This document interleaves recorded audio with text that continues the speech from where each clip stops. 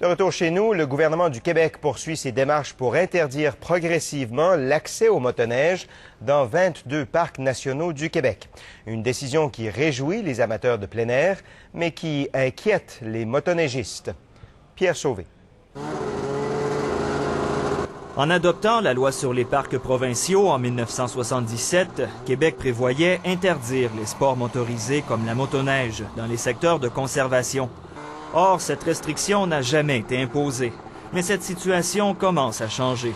Déjà, le gouvernement a signé 2 ententes avec le parc des Hautes-Gorges dans Charlevoix et de Aiguebelle en Abitibi-Témiscamingue.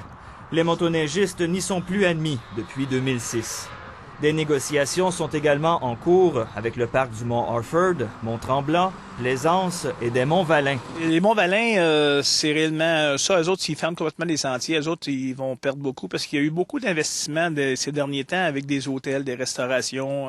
C'est peut-être le début de la fin pour les parcs. Nous autres, on espère que non parce qu'on aime bien ça aller se promener dans ces coins-là parce qu'il y a de la neige. Pour Québec, la motoneige entre en contradiction avec le mandat de préservation des parcs provinciaux. Le gouvernement veut mettre en place des sentiers de contournement pour permettre aux motoneigistes de poursuivre leurs activités. C'est ainsi qu'au Mont-Harford, le tronçon d'1,5 km qui traverse le parc entre le lac Beaucourt et le lac Stockley sera éventuellement interdit aux motoneigistes. Le secteur contient des réserves d'eau potable pour 6 000 personnes. Il faut protéger ce bassin versant. Et dans d'autres juridictions, que ce soit au Nouveau-Brunswick, en Nouvelle-Écosse, à Terre-Neuve, même aux États-Unis, lorsqu'il y a un réservoir d'eau potable, on défend ce genre d'activité.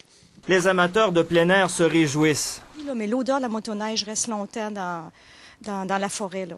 Ce processus s'annonce long. Si aucune entente n'est conclue, Québec va prolonger d'1 année la dérogation, en espérant trouver une solution négociée.